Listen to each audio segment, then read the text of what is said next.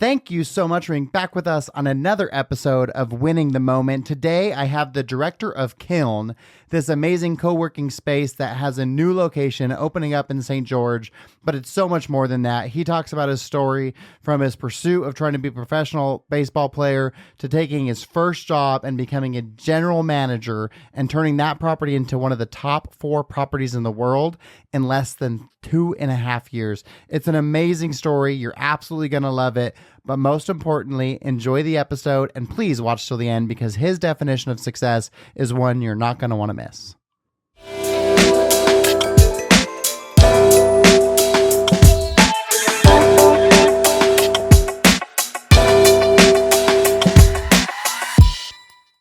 Wherever you are listening, thank you so much for being back with us on another episode of Winning the Moment. Today I have Nick Bonniksen with me, and he is the director of Kiln St George. I want to get into Kiln because I think it's super cool. It's how I met Nick. It's what kind of brought him in here. But he's got a great story that kind of leads up to that. But Nick, thank you for being here with us. Yeah, thanks for having me. I appreciate it. So if you're watching on YouTube, you can see Nick's repping Black Desert. So we have this amazing new resort here in southern Utah. I think, do you know how many rooms it is? Like 2,000 rooms or something crazy? Yeah. I mean, it's a massive, massive multi-billion-dollar project. And we just brought back the PGA Tour to Utah for the first time in like 63 years. Yep. So that's pretty amazing. And you got the pleasure of going to that on, you said opening day and on Saturday? Or Thursday, Sunday. Thursday. Yeah. Oh, so you got to see the championship. And championship. Yeah. So what do you think? It was awesome. Yeah. I was a little hesitant on if they were going to be able to pull it off towards the end because we toured it probably a month and a half prior to the event. And it was a lot of work that still needed to get done. And they pulled it off. It was amazing. Yeah. Yeah. As far as being a spectator, it was phenomenal. Definitely. And I know you were in the championship grandstands on 18.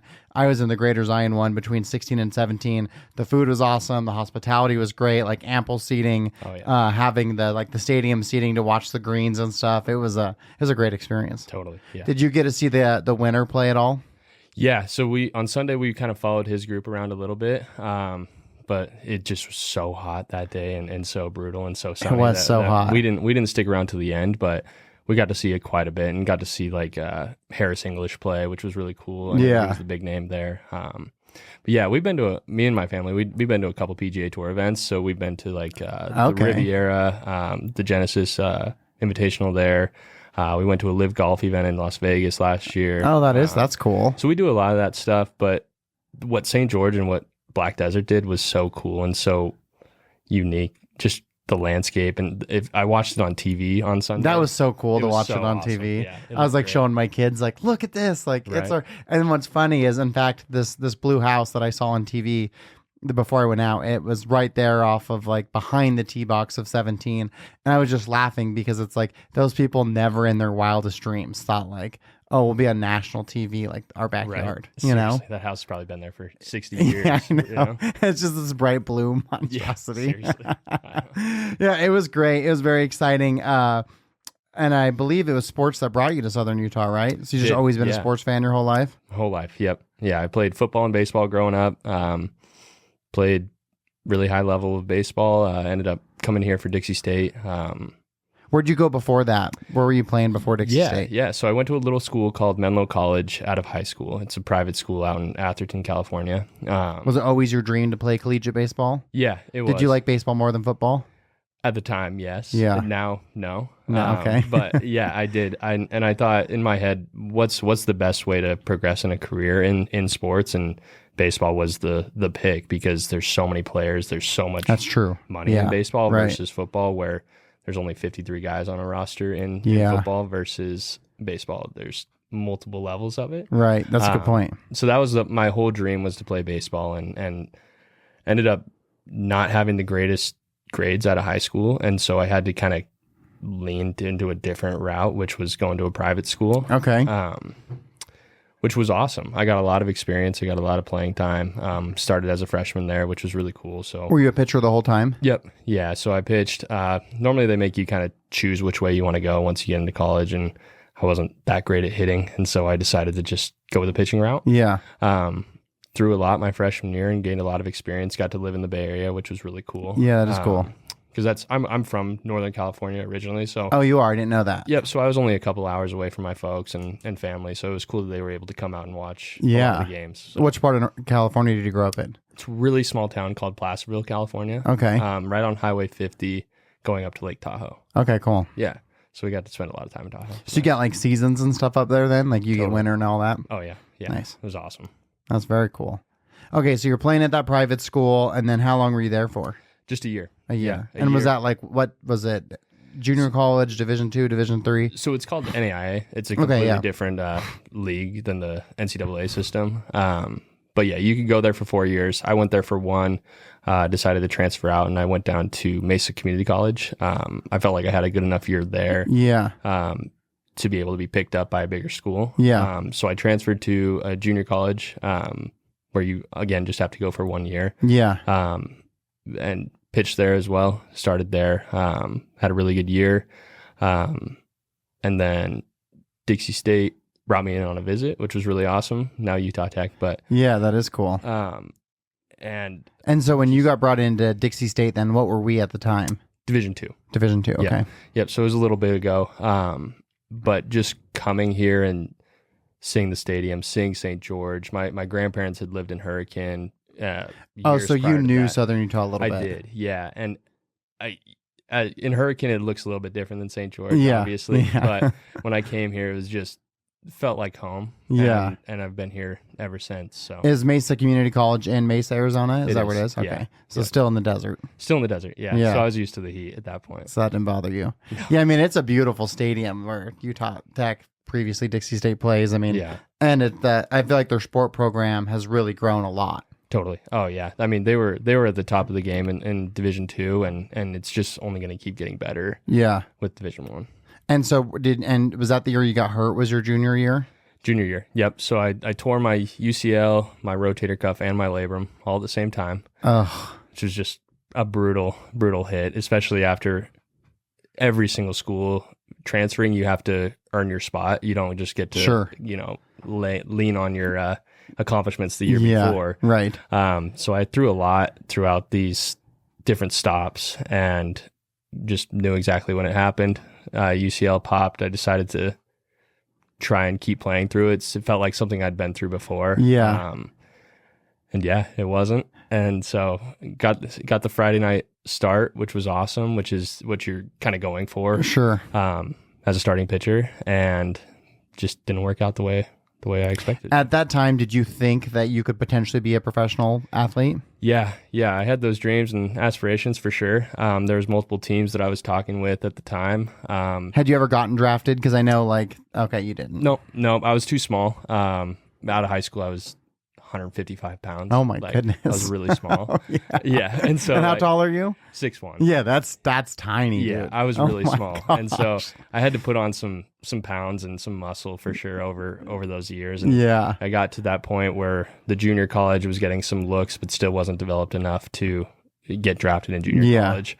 But then the summer in between junior college and coming to Dixie State, I played for a league called the West Coast Baseball League. It's like a collegiate summer league that a lot of really good players go into. Like AAU for baseball? Kind of, yeah. So it's a look into what it's like to be a pro.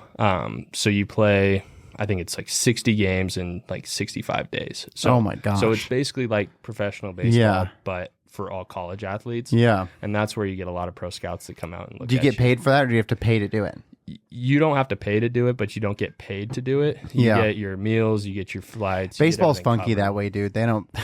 Yeah, no. They don't pay anybody. I told you that guy I had on my podcast who got drafted and then went and played in Japan. Yeah. And they were like not paying him anything, right? Because he was in like the minor leagues. So he's making like, I think he said maybe $30,000 a year or something like that. It's a little above minimum wage. Yeah, like no crazy money. And then when he made it to the team, then that team had to give the Diamondbacks like $150,000 for his rights. And I was like, that's just hilarious. They're not paying you anything. That's not his money. Yeah, right. And then they just get that money for you to go there, which I just thought was hilarious. Baseball is a grind like that. It really is, yeah. And I still have buddies that are playing right now and have made it, and it's so cool to see them do that. And oh, that's awesome. Yeah, it's cool. And they've gotten to pitch in in the big leagues and in the playoffs, and it's just super cool to see. That is awesome. Yeah. So then when you tore it, before that, you actually felt like, man, this is a possibility for me. Yeah, definitely felt like I had a shot.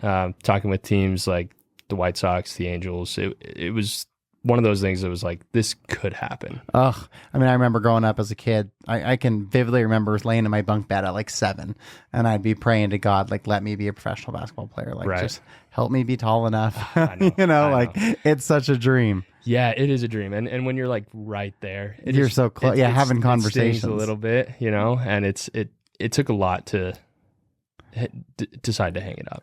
Was that mentally, did that put you in a bad spot? Like when you had that injury, to know like, man, this thing you'd been aggressively pursuing for so long is now gone. And then now what? Yeah. Total life change, really. You think that you're going to do something for so long. Yeah.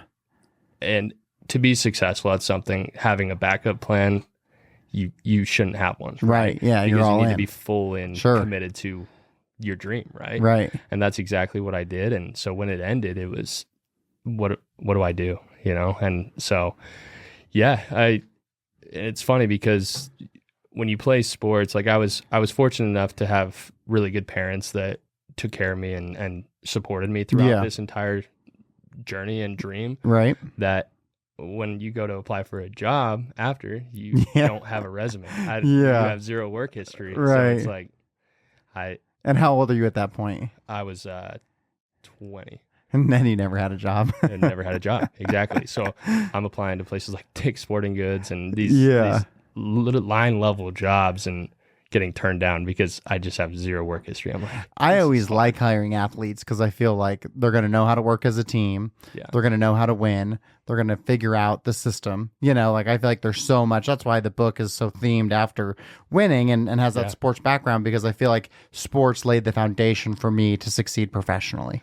Yeah, I totally agree. And I think the positions that I was fortunate enough to be in and fortunate enough to play were very leadership type positions. So it definitely jump started my professional career because people could see those qualities. Well, and also traits. think about you learned how to take criticism, and in sports it's very black and white because it's like you're on the team, you're playing for them. It's not like a job, so they're just telling you straight up, like, Nick, you're not good enough. You know what I mean? Pretty much, yeah. It viciously honest feedback. And that's something that many people never learn how to take. You can give millennials some constructive feedback, and then they have a meltdown because they just don't even, no one's ever told them, you're doing that wrong, So I think there's also that skill too of knowing how to be coached. Oh yeah, absolutely. Yeah, totally agree. Okay, so before we get into where your transition was, because it's funny, we're both in hospitality and have crossed paths a couple times, but Yankees, Dodgers, who do you want to win? Dodgers, for Dodgers. sure. What do you think of that grand slam? I was in Chicago this weekend, and so we were up late watching the game because it was in LA. Yeah. My wife was sitting there sleeping next to me, and I'm locked in on the game. And when Freddie hit that, I was just ecstatic. And the sickest bat drop was this. Oh yeah, it was awesome. That's iconic. It was so cool. Yeah, I've been a Dodgers fan for a while, and we go to Dodgers games. Oh, so you are a Dodgers fan? Yeah, so that's I'm even Dodgers cooler. Fan. So it's so cool. The greatest thing ever. Yeah. So I had one of my companies, marketing company, worked for professional baseball teams, and our first contract ever was at the Houston Astros, and this is when they won like 18 games the year before. Yeah. So then the first year we were there, they still sucked, but we had like Springer and Altuve, and then we got Correa like the next year, and so I got to watch them go from the worst team in baseball, no one in the stadium, to the best team in baseball, and the stadium sold out. So cool. 35,000 people every night. Right. So watching them win the World Series was pretty freaking awesome. Oh yeah, definitely. Anytime your team wins, it's. I mean, I'm a Philadelphia Eagles football fan, and when they won the Super Bowl in 2017, it ranks like top 5 days of my life. Oh, for sure. Because you're just sitting there and waiting year after year. Only one team gets to win. And so it's like, when they finally do, it's just... And I'm a Nuggets fan, and so because the Nuggets are one of the teams that's like, they may never win. Right. Because they're mid-market, they're in Denver, no one cares. And so it's like, realistically, you really may never win one. Right. But I've been a Nuggets fan my whole life, and then we get this Serbian who doesn't care where he lives and ends up being the best basketball player in the world. And so watching them on that run and winning that championship was honestly one of the greatest things ever. Oh yeah, like moments of your life, you remember that. Yeah, core memory. Sure. Exactly. Oh yeah, I can remember bouncing on my couch. I was like crying after they won. And Yeah. it's just me too. That's why I love sports. Oh yeah. Me too. You know, it's like I don't really watch TV except for sports. Yeah. Honestly, me either. I think like if sports aren't, and it drives my wife nuts. She's not a big sports fan. And so, but she married a ex-baseball player, which is hilarious. But were you with your wife at the time you got injured playing baseball? We were dating. Yeah. Okay. Yeah. So that was probably an extra little bit of pressure then too, because it's like, ugh. Yeah, now I got to go create this life for us, you know. Yeah, it was interesting, and luckily she's so great that she actually liked me for me. You know? And not just because I was. But there is a player, pressure to now, like you had an idea of how you could potentially provide. Oh, totally. And then that was ruined. So it's like you got to start literally at ground zero. Oh, especially my wife, who's worked her entire life and has grinded, paid her way through college, and so like transitioning to dating her now, I'm like, I have none of this. I don't have any work experience. I don't have any idea what I'm doing, and I need to fake it like I do know what. Did you have an idea of what you wanted to do? No clue. No, not because it's just like you said, no plan B. No plan B. Yeah. Okay, so let's go back to that moment. So you're applying at Dick's Sporting Goods, anywhere basically. Yeah. And so what's the first job that you get? So the first job that I got was a front desk agent at the Town Place Suites by Marriott. And the Town Place is that the one over by McDonald's? No, that's over by right behind Target. That's right. Okay, over by Redford and stuff. Yep. Okay. Yep. And so, what do you think of that role? So, it was great. I actually really loved working there. And who's one of my mentors and really good friends now. His name's Zach Nixon. Took a huge chance on me. With no job experience. Right. Just the fact that I could come in and smile and speak to people decently, just be friendly, and just be friendly. Took a huge chance on me, and I couldn't thank him enough, because that kind of set my career up, that first job. But yeah, I loved it. It was awesome seeing different people every day, and I traveled a lot as a kid with sports and with family. So like I kind of got the gist of hotels and hospitality. It's a great industry. Because who doesn't love to travel, you know? Exactly. And so most people coming in are doing something fun and exciting, and so they're in good spirits, and you get to help make an impact in that. And you're there to make their trip. Right? Yeah, for sure. Like it's their home away from home, we always say, and yeah, it was awesome. And I loved that job. I think that I learned so much about what a job actually looks like versus what I had made up in my head, which is so different, especially just an hourly job that clock in, clock out, try and make a difference during your 8 Were you hours. still going to school at the time? I was, yeah. So did you finish your school? Yeah. Yep. Did your university, did your scholarship allow you to finish even though you're injured, or did you have to pay for the end of it? For that year. The rest of it, luckily, got married, started making a little bit of money. So it obviously was not enough to, cover school. So I got the FAFSA and all that stuff. Okay, you got all that financially and everything. So what did you get a degree in? Sports management. Nice. Yeah. Not using it. Not at all. No, I mean, I'm sure like 80% of people don't use what they went to school for. Yeah, they got it. Yeah, I mean, I like to say that I majored in baseball and playing sports. I even on my Facebook profile I had studying baseball on my profile details. I love it. Yeah. Okay, so you did. How long were you the front desk agent for? So I was there for 4 months and then moved up to the senior front desk agent really quickly. Just by being able to. Yeah, I was going to say, what do you think allowed you to transcend so quickly? Just learning really, really quickly and asking the right questions. And you think that your history playing sports allowed you to be able to like take in new information quicker and be able to execute it? Totally. Yeah. The thing is, being good at a job isn't difficult. It's just most people don't care. Most people don't care, and most people won't take the initiative to be great, right? Or be good at what you're doing. Well, I think that's the other part about sports too, is if you're going to do something, you want to be as good as you can be at it, you know? Yeah. And I think a lot of people who've never played sports don't understand even that desire of like, oh, I just want to be as good as I can be at it. Totally. If you don't have that background, you're kind of like, oh, I'm just here to make money. I don't care how good I am at it, you know? Yeah, and it's the competitive aspect of 100%. Sports as well, where it's like, I want to, like, okay, this is where I'm at now. Like, it's the game you're playing now. This is where I'm at. 1,000%. I want to win. Yeah. Right? And I think that's the mindset that I took with each of these jobs. It's like, I have the leadership aspects. I know how to take in information really well and I know how to take criticism as well, because being coached so hard, yeah, right, you kind of have to, right? And so being able to take criticism and make an immediate adjustment is so crucial in a job. Where, and not being mad at your boss for like giving you that criticism. Right, exactly. and a lot of people can't do that. They can't just come part, like it's not personal. Right. But yeah, was able to work up really quickly. And I think the leadership skills that I gained through playing quarterback and pitcher and all these things were huge in part of that. Absolutely. And kind of what my now friend saw, which is cool. That's great. Okay, so then how long were you at that spot for before you got your next gig? Yeah, things moved really quickly. So I was there for a total of 6 months before they promoted me into a sales coordinator role. Okay. And this is with Prime Hospitality. This is a great hospitality management company based out of Southern Utah. Yeah, correct. Yep. So they have 8 different properties in town. But yeah, I did a lot of sales for all of the properties. So like group sales, like events, things like that? Group sales, events, corporate accounts. You guys would do like the Chamber of Commerce stuff, like the Marriott, the lunches and things like that. Yeah, exactly. And so I was the coordinator for the director of sales after 6 months of working at a hotel. Wow. And also 6 months of working, period. Yeah. Yeah. Period. You know what I mean? Yeah. Like that's a big deal. That's a great position to have, you know? It was a lot of fun. And this was end of 2018, beginning of 2019 when this happened. And I loved it. It was, the hours were great. I had a lot of freedom to go out and just get business and kind of learn how to sell. I'd never sold anything besides trying to sell myself to teams and to universities. So it was a really good taking that sales skill into the business world a little bit. And sales is also a sport.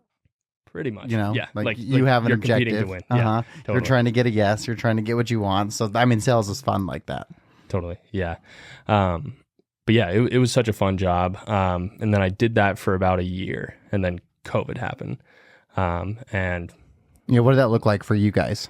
It was brutal. It was, I can vividly remember the day that everything kind of shut down because our phones were just going nuts. For people canceling. Yeah. We had groups for a year and a half booked out. Yeah. And we didn't know what was going to happen. What was the day for you? Do you remember what the day was?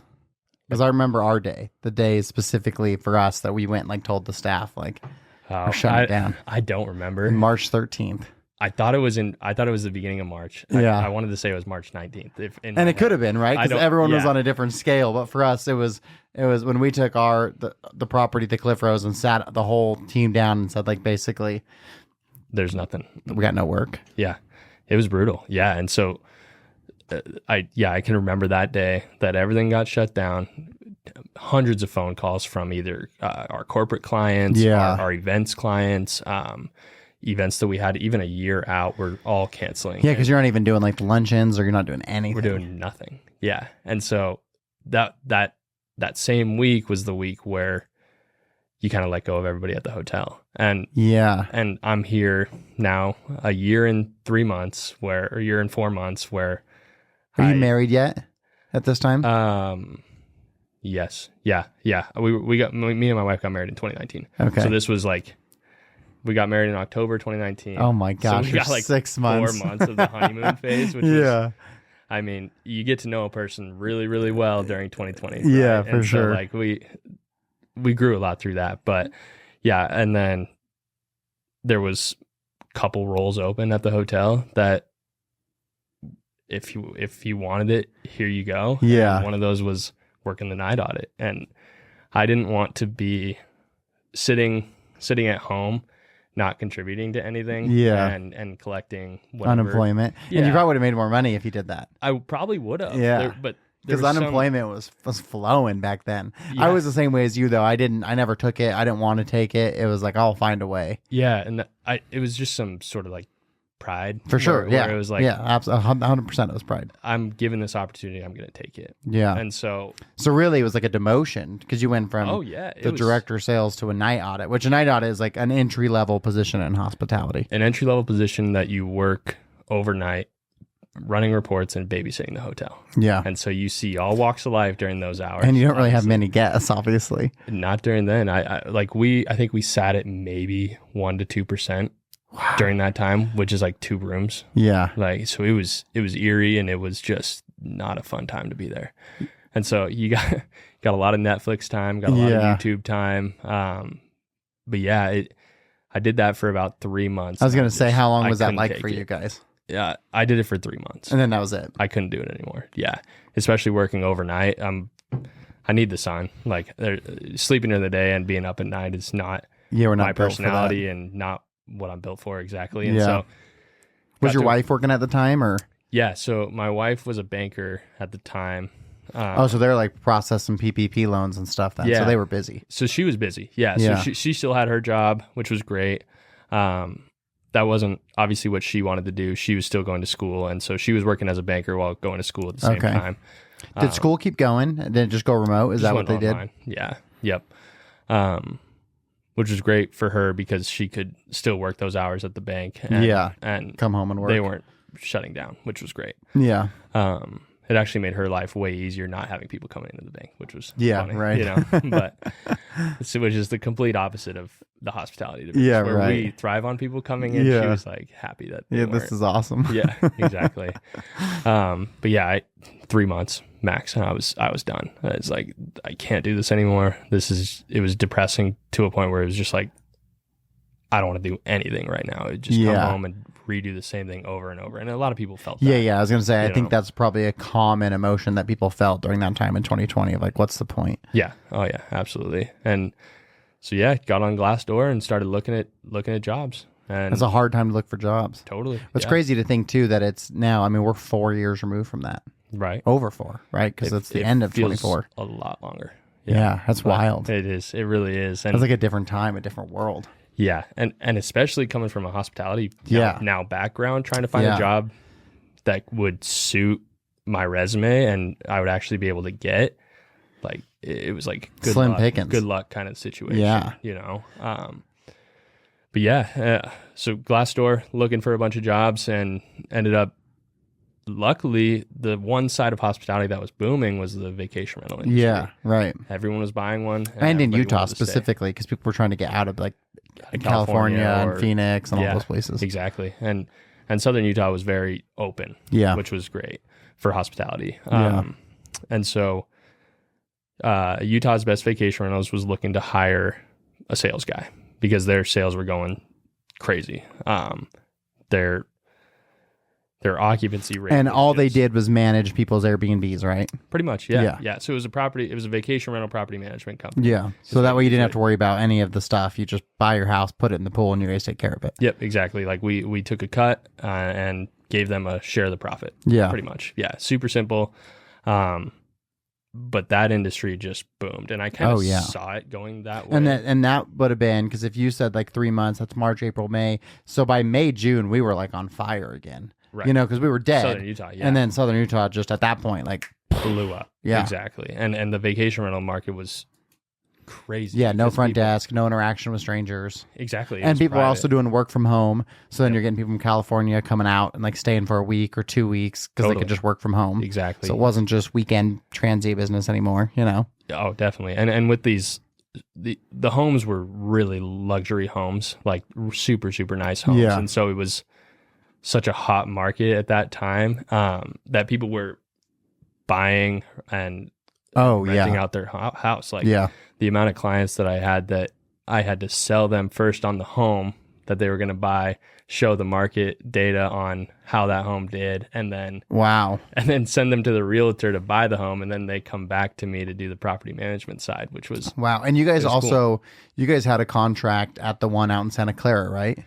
Yeah. So what's that Ocotillo called? Springs was out there, and then Paradise Village. Paradise Village, that's what I was thinking of. Yeah. So we had a bunch of homes out there. We had about 55 homes in Southern Utah. Wow. That was under under your management? Mm-hmm. Wow. Yeah. Man, so now, for a year and a half, you went from your first job ever being a front desk manager to managing over 50 vacation rentals. Yeah, well, just doing sales at the beginning. That's all that I did. So you're just selling people and joining Yep, pretty Okay. much. Yeah, and so basically like doing a sales coordinator role, but in a vacation rental industry. Okay. So I just kind of did a sideways transition just to get out of doing the night audit. Really. Yeah.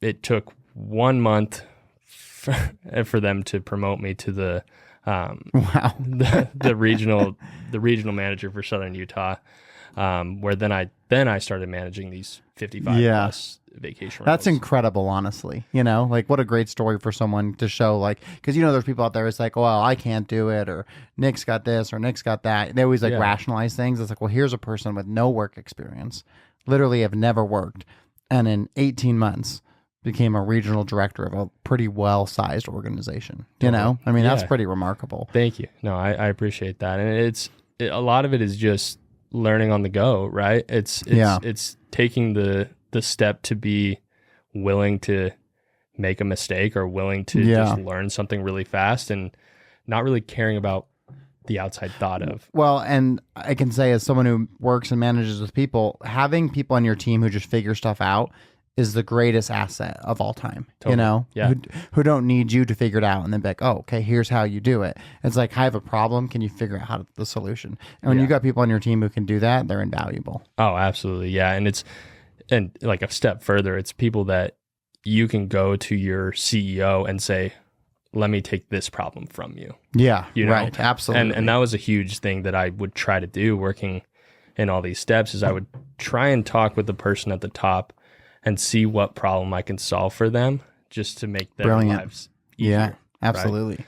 And so that's great advice for someone who's trying to make a mark in a company, you know? Oh, yeah, absolutely. Because if you can make that person's life easier, they'll remember that 100%. Oh, absolutely. So, okay, so then what? How long did you do that for?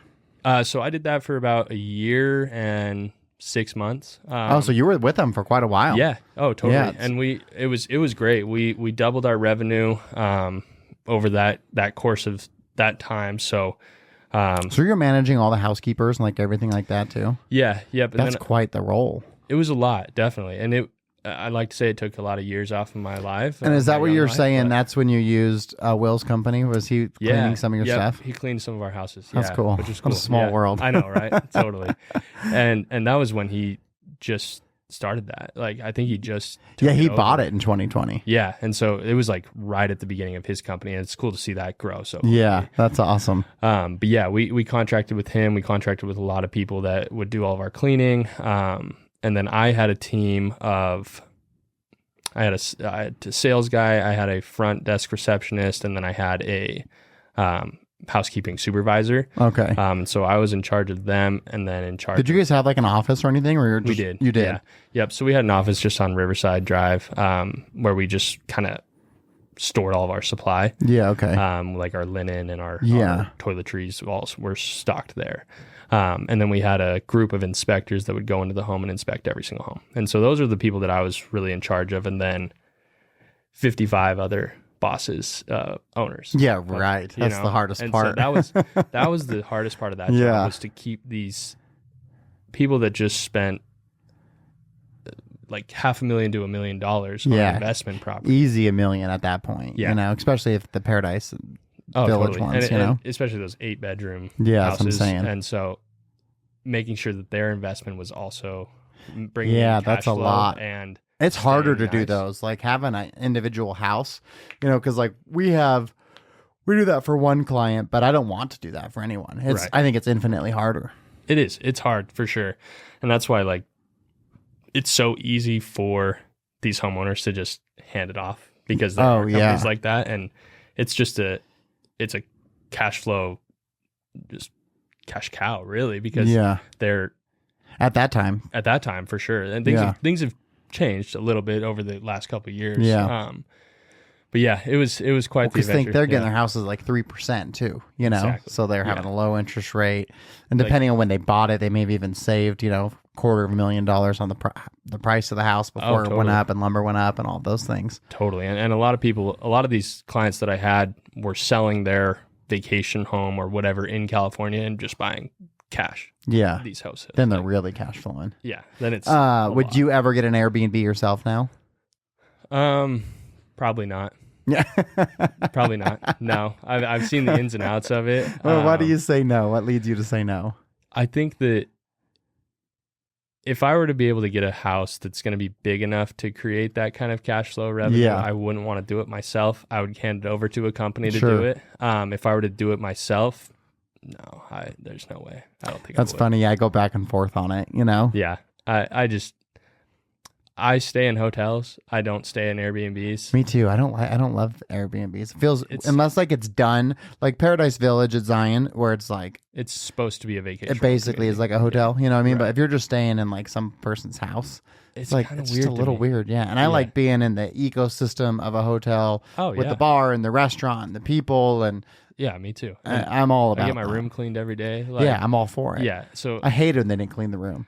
And they still try and get away without doing it, you know? But us as hospitality people were like, we saved a lot of money cleaning rooms every single day. It was amazing. You know? I get why they do it, obviously. But I want my room cleaned. But as a guest, it was, I tend to stay in hotels. I never stay in Airbnbs, just basically. Which way do you lean now? Because you had Hilton and Marriott with Prime, right? Right, yeah. I'm, as an employee, Hilton. Good. As a just a standard regular guest, Marriott. I would really? Go. Yeah. Why is that?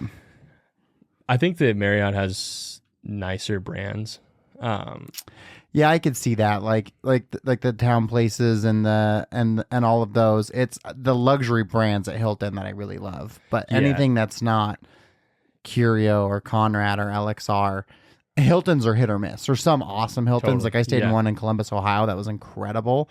But then I've also stayed in ones that smell like a YMCA. You know, totally. They've been the same for 30 years. Yeah. We just stayed in a hotel that was it was the Curio. I believe it was a Curio collection. Kind of like it's like the autograph. Yeah, exact same. The Cliff Rose we turned into a Curio. Right. Yeah, totally. I've stayed there too. Yeah, great spot. Yeah, absolutely. Oh, I love that hotel. Yeah. In Chicago this weekend, we stayed at a Hilton, and it was awesome. Yeah, the view is a Curio. Incredible. Yeah. Do you know what it's called? It's called the Wit. The Wit. Okay. Yeah, I've stayed at a couple of the different ones out there. In Chicago. It's right outside the Chicago Theater. What were you doing in Chicago? Just hanging out. Yeah, just for fun. Yeah, me and my wife just travel a lot. Yeah, it was beautiful. That was the first time I've ever been to the city. Did you do the architecture tour on the boat? Yeah. So cool. I love that. Yeah, Wasn't that awesome? That was like the highlight of my trip. I know. I tell everyone if you go, you got to do it. Yeah, it was sweet. I loved it. Very cool. Did you catch any? Were the Bulls in town or anything? It's funny. We thought about going to. So the Bulls opening night was Saturday night. We were there. And I just asked a couple people at the hotel. I was like, "Would you recommend Ubering or taking the train to the stadium?" Yeah. And the reactions that I got from that question prompted me not to go to the Bulls game that night. Just not to go at all. Not to go at all. Yeah, just a little sketch is the vibe that I got. No way. Yeah. Interesting. So we decided against it. We went, me and Breck and my dad.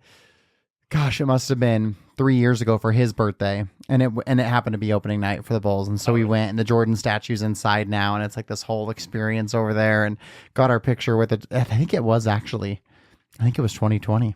Oh, no way. I think it was October of 2020 that we went. Yeah. So got like a great rate on the room and everything. Do you still have team member benefits, or you wouldn't anymore, I guess? No, not anymore. God, no. They're the greatest thing in the world. That's the toughest thing to give up right there. 1,000%. It's so good. Not being in hotels, it makes you want to just work a shift every once in a while. For sure. Just to get it. But. Okay, so you do that for almost 2 years.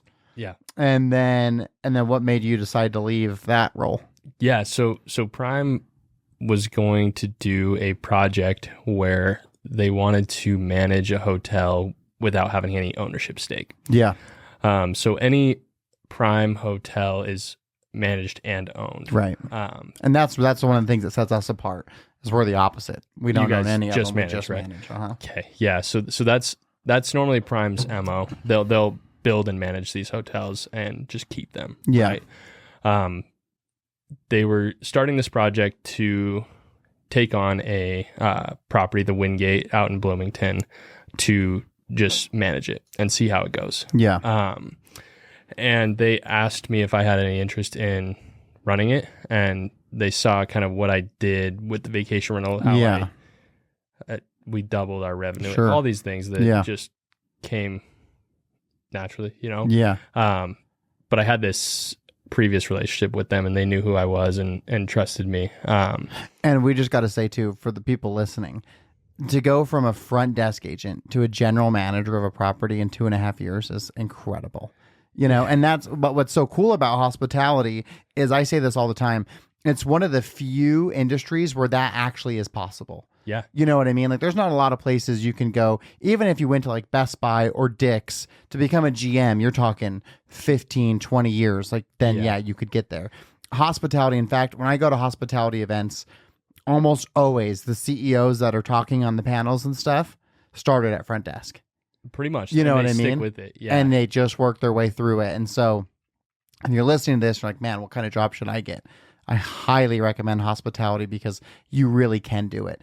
If you have the mindset and the work ethic and the determination that you had, there are paths. I mean, that's got to be one of the shortest runways from starting entry level to running the entire thing. I mean, that's remarkable. Thank you. Yeah. Yeah. It just took a lot of grind, really. Yeah, I for mean, sure. it didn't take a long time, but I think if you do things the right way and you present yourself the right way and ask the right questions and learn quickly and really sponge everything up, sure, you can do it. Absolutely. Yeah. So they asked me to come and be the GM there. How many rooms is that property? It has 77. Okay. So it's not huge. Yeah, but it's significant. I mean, you're almost at 100. Yep. And it's a hotel in St. George, right? And so there's not a lot of inventory. No food and beverage, right? No food and beverage, but we had event space. And so I already had a background in that, doing the events with the Marriott. And so there was, I had familiarity with that. So started there. I was 24, turning 25 that year that I started, the GM as the GM there. And so it was interesting taking over a spot that had a lot of employees that have been there for a long time. Yeah. But there was something that wasn't right. That's why Prime came and took it over. Yeah. Right. And brought their management team in to run it. And being a 24-year-old first time GM, having to let go of 70% of the staff just because they didn't fit. That's what I was going to ask. Why do you have to let go? They didn't culture. They didn't fit the vision that I had for the hotel, and there were some people that did and hopped on board and were really crucial in changing the culture and changing the vision of the hotel. But the folks that weren't knew it either right away, or it took a couple weeks for them to either quit or we had to let go. Yeah. Which was hard to do. I mean, before that, I think I'd let go of one person. Yeah, it is in my career. It is hard to let people go. Yeah, especially someone who's been somewhere for a long time.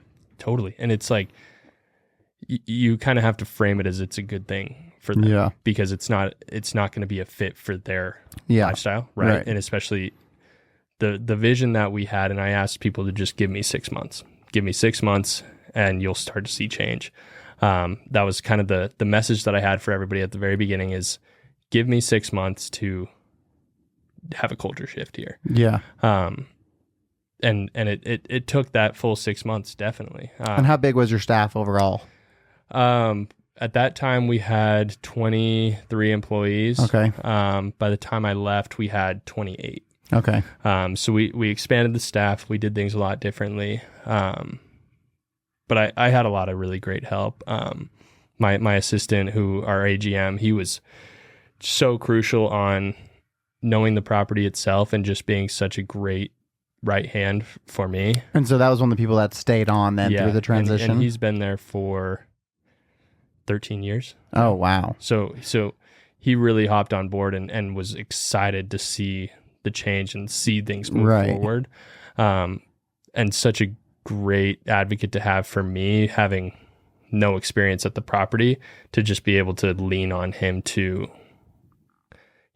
for anything, whether it's this room is a little bit different than these other ones, or this is the one we get most complaints in. Just that background knowledge of being in a property that long. I lived in Phoenix when I got married, but we got married in St. George, and so we stayed at the Windgate at that hotel. Oh, really? So that's where I technically had my honeymoon. Did you stay in one of the big suites? Yeah. That's technically where we had our honeymoon. We left to St. Lucia the next day for 2 weeks, but that's like where we stayed on our wedding night. Oh, man. And that's where we stayed leading up to my wedding night. So I ate Hungry Howie's with the DJ because I stayed in his room the night before because Hungry Howie's was right there. You know, so I ate Hungry Howie's like every day that I was there. But so that hotel will always be a little special for me. So when you came in, you'd mentioned off the air that you guys turned it into the number one. We were the number four ranked Windgate in the world. I mean, that's incredible. And do you know where you ranked when you started? Low 30s, I believe. Wow. And how are they measuring you on like a collective score of like guest feedback, ADR, occupancy, all those things? Yep. So all of those things all tie into your net promoter score. Yeah. Really. Oh, so it's really your NPS is how they were ranking you. Yep. Okay. Yep. And so basically all guest feedback is what got us up that high. And really it's a credit to the people that work there. Yeah. And I think with any business, it's who you have versus the product that you have. Sure. Obviously the product helps. And if you have a brand new hotel, it's really easy to sell and get good reviews. But when you have a little bit of an older property, it makes things a little bit more difficult. Yeah. But if you took like the best people at service in the world and put them anywhere, then people are going to come and have an experience and be like, wow, that place, like it was a little bit old, needed to be updated, but the experience was through the roof. Exactly. Know? Yeah. Customer service can win it all over. Absolutely. And every review we got would name drop somebody on our team, which was a huge win for me and for our staff. It's okay. We have the right people on the ship now to really take this thing off. And so absolutely, it was awesome. Within our first year, we increased revenue by 75%, which was huge. And what was your strategy there? Did you guys focus more on ADR or on occupancy? Like, what was your driving factors of that? Yeah, I think with hospitality and a lot of people that have been through the industry for a long time will stick with one. Right? Yeah.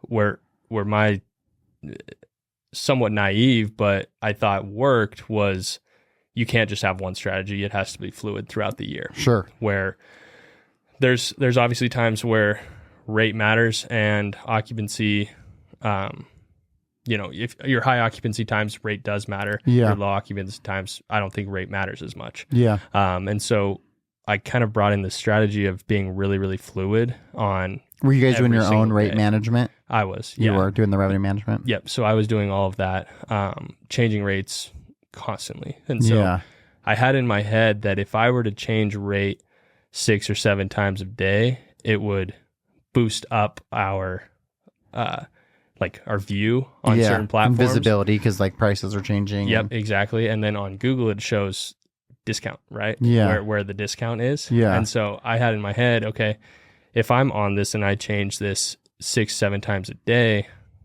this is going to start to move the needle on our property. Yeah, that's wild. That's a lot of changes.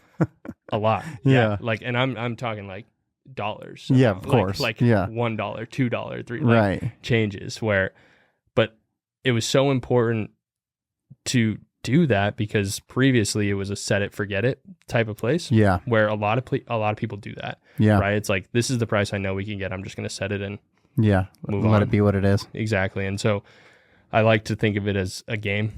That's really what it was for me. It was and you just gamified your revenue. Did you guys do marketing for the property too? We didn't.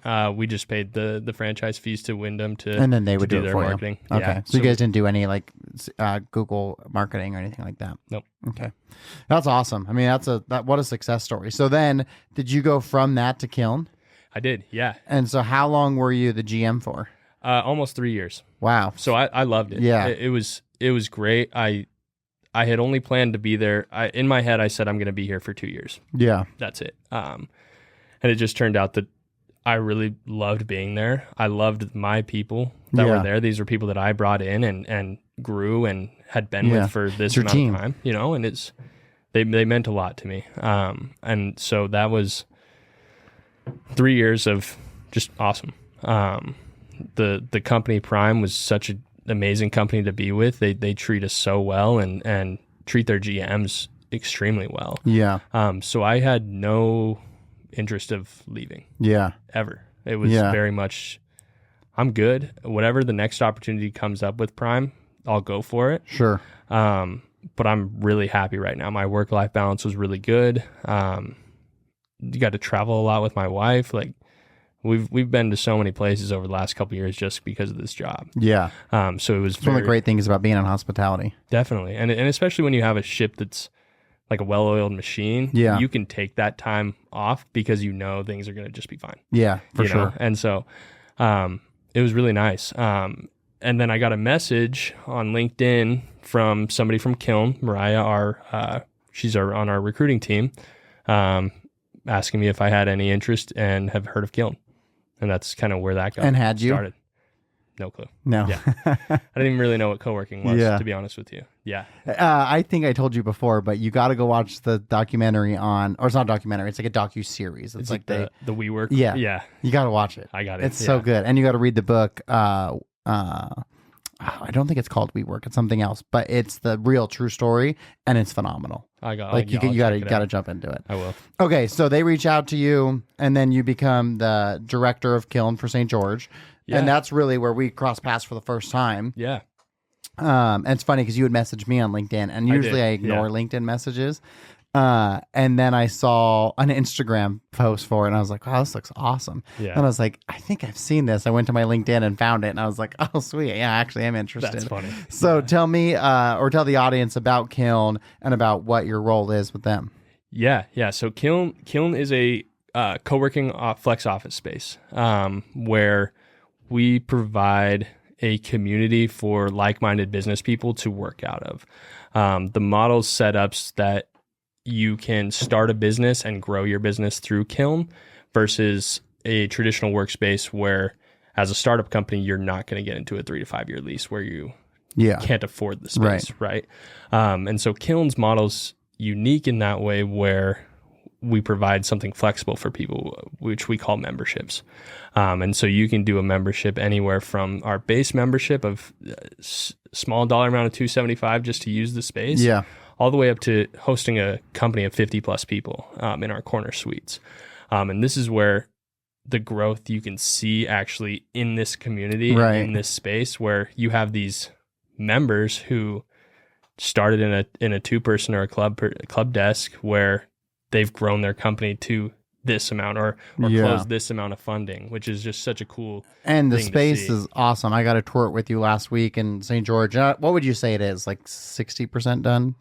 Yeah, we're getting there. Yeah, so we'll open in February. The top floor is getting really close to being done. Yeah, and it looked awesome. It's cool to really see the vision, but it's an amazing space. Like I went home and told my wife, like, man, it's really cool. Yeah, you can see how that would create an ecosystem that's positive for any kind of business to be in. Totally. Yeah, I was just on a call today, and the guy basically sold himself just talking about it.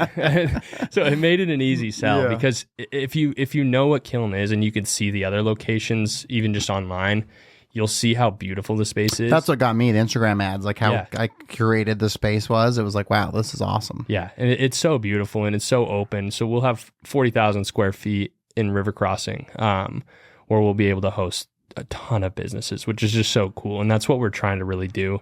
Not only just in Kiln, but Kiln St. George. And what my mission is to grow the business ecosystem of Southern Utah. Right. Yeah. And because we need people to stay here.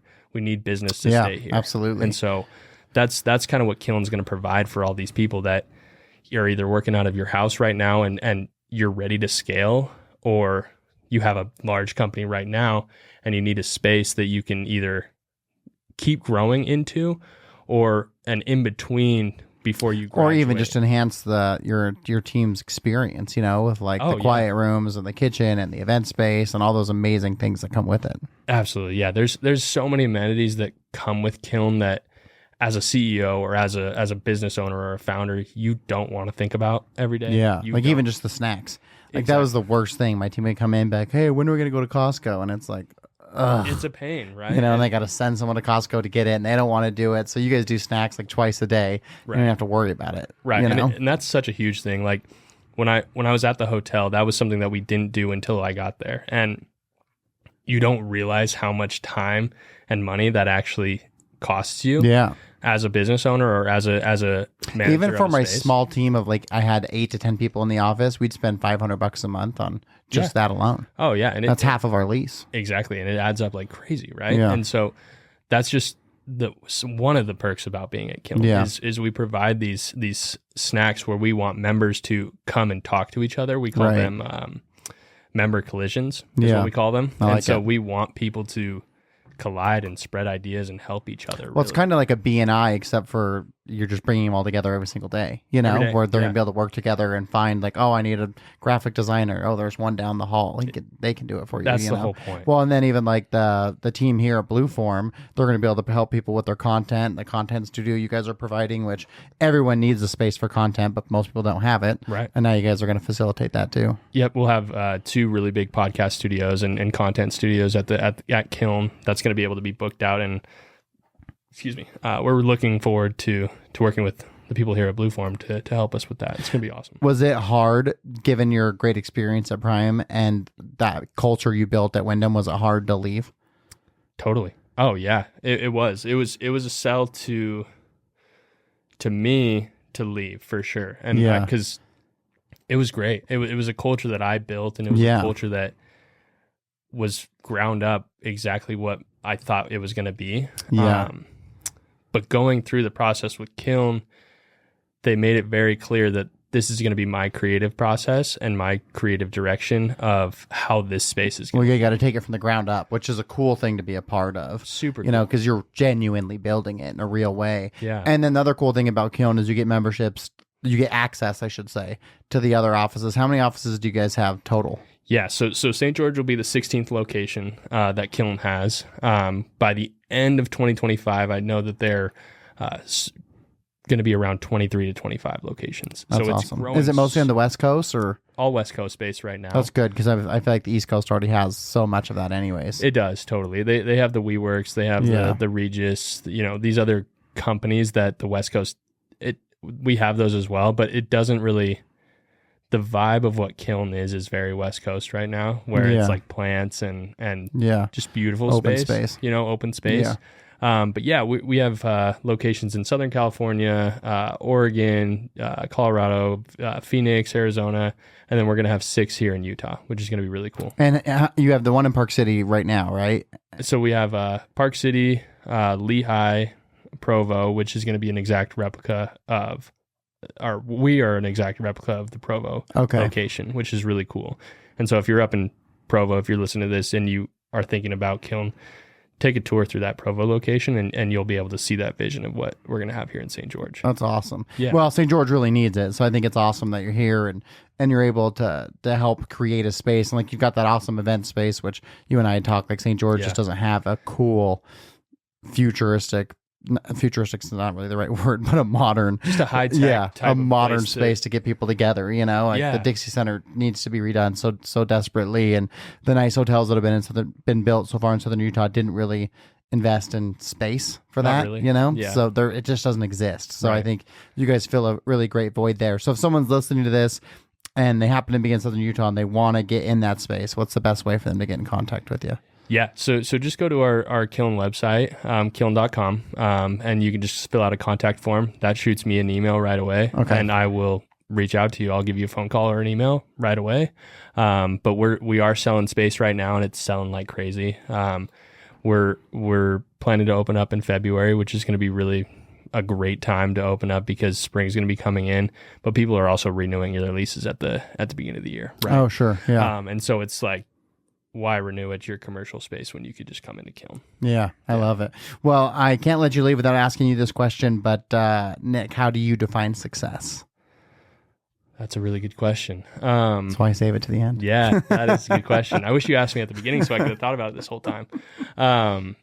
How do I define success? I really define success on how your impact makes other people feel.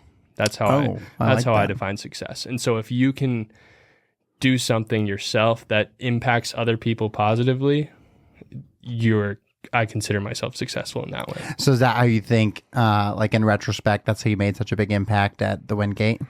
I think so. Yeah. And having the right people around you that you can impact their life just as much as they're going to impact you.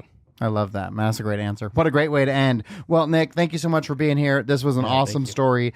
Again, to go from a front desk to a GM is just that is an amazing feat, especially not just in 2.5 years, but in 2.5 years of working, period. Right? That's just amazing.